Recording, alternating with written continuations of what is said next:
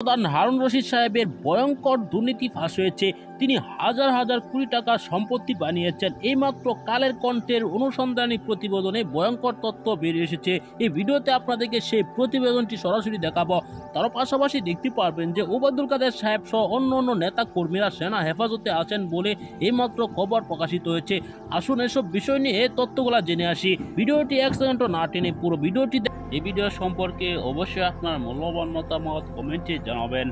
দর্শক, সাবেক ডিবি প্রধান হারুন রশিদ ও সাবেক স্বরাষ্ট্রমন্ত্রী আসাদুজ্জামান কামালের একের পর এক ভয়ঙ্কর দুর্নীতি ফাঁস হচ্ছে।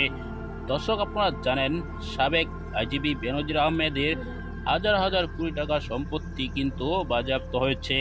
দর্শক, আবার ক্ষমতাচ্যুত হওয়ার পর শেখ হাসিনা যখন দেশ ছেড়ে পালিয়ে যায়, এমপি মন্ত্রীদের একের পর এক দুর্নীতি ফাঁস হচ্ছে, পুলিশ প্রশাসনের দুর্নীতি ফাঁস হচ্ছে, তাদের ব্যাংক হিসাব জব্দ করা হচ্ছে।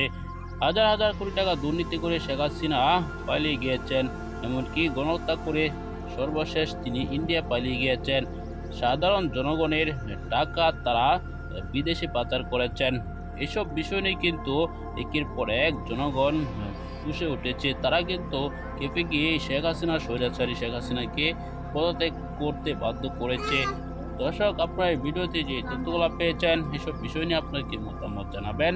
পরবর্তী এরকম ভিডিওগুলো পেতে চ্যানেলটিকে সাবস্ক্রাইব করে পাশে থাকা বেল বাটনটি অন করে দিবেন। এই মুহূর্তে বিদায় নিচ্ছি। আসসালামু আলাইকুম।